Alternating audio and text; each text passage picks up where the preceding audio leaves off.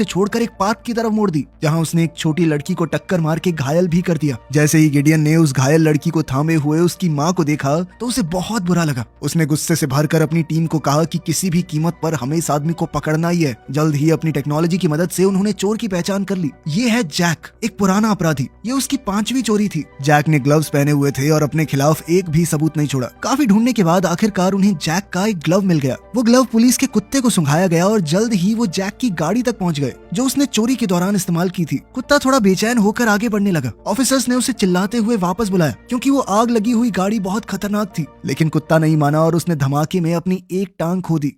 बाद में गिडियन ने गाड़ी को ध्यान से देखा तो पता चला कि इस गाड़ी को तो मॉडिफाई किया गया है और इसे पुलिस रिकॉर्ड में जमा भी नहीं किया गया। छानबीन के बाद पता चला कि एरिया में इतनी बढ़िया मॉडिफिकेशन करने वाली सिर्फ 4 ही दुकान है। गिडियन ने कहा कि जल्दी से पता लगाओ ये गाड़ी किसने मॉडिफाई की है, वही हमें जैक तक लेकर जाएगा। अब हम एक मैकेनिक को देखते हैं जो कि एक गाड़ी पर काम कर रहा था। तभी अचानक से गैराज की बिजली चली गई। उसने मुड़कर देखा तो पुलिस वाले उस पर बंदूक ताने खड़े थे। टेरिसा ने जब पूछताछ की तो उस आदमी ने सीधा बता दिया कि हाँ, जैक मुझसे गाड़ियां मॉडिफाई करवाता है। अगर उसकी काली गाड़ी जल गई है तो के पास अभी भी एक लाल रंग की स्पोर्ट्स कार है। जैक एक स्ट्रीट रेसर भी है, तो उसे पकड़ना आसान नहीं होगा। इसके लिए गिडियन अपनी कंपनी के एक साइंटिस्ट के पास गया, जिसने उसे एक ड्रोन दिखाया जिस पर अभी काम हो ही रहा है। लेकिन ये ड्रोन अगर सही काम किया तो इतना तेज है कि उस गाड़ी को पकड़ सकता है। जैसे ही जैक की वो लाल गाड़ी रोड पर उतरी, पुलिस उसके पीछे पड़ गई। गिडियन ने सभी पुलिस वालों को कहा कि थोड़ा दूर ही रहना, लेकिन जैक खतरे को महसूस कर चुका था और वो गाड़ी को बहुत तेज भगाने लगा। अपनी जबरदस्त ड्राइविंग स्किल्स से जैक ने सभी पुलिस वालों को पीछे छोड़ दिया। खुशकिस्मती से टेरिसा अभी भी उसके पीछे थी। लेकिन जब जैक ने एक राह चलते आदमी को टक्कर मार दी तो टेरिसा को मजबूरन रुकना पड़ा उसकी मदद करने के लिए, और जैक फिर से बच निकला।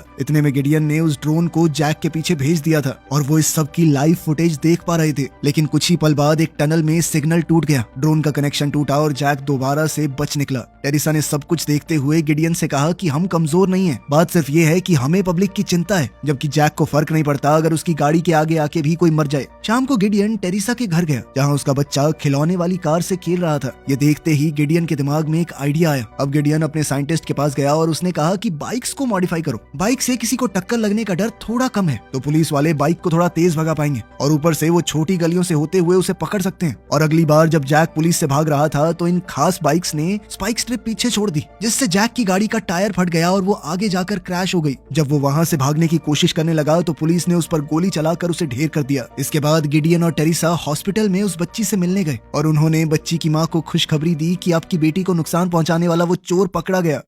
सब कुछ बढ़िया चल रहा था, लेकिन फिर उसी पुलिस स्टेशन के एरिया में 5 हथियारबंद अपराधियों ने एक ज्वेलरी स्टोर को लूट लिया। 4 लुटेरे तो भाग गए, लेकिन पुलिस ने एक को पकड़ लिया। लेकिन काफी कोशिश के बाद भी पीट नाम का वो अपराधी कुछ भी कबूल करने को तैयार नहीं था, ना ही वो अपने दोस्तों के नाम बता रहा था। अब उन्हें बिना किसी ठोस सबूत के उसे छोड़ना पड़ेगा। लेकिन गिडियन ने कहा कि ऐसे तो नहीं जाने देंगे इसे। अब गिडियन ने अपनी कंपनी की एक एस्ट्रोनॉट सीट को बदलकर लाई डिटेक्टर मशीन बना दिया और इसे खास तौर पर उसने पीट के लिए डिजाइन किया था। टेरिसा ने एक लाइव वीडियो चलाई और मशीन की मदद से उन्होंने पीट से सारी सच्चाई उगल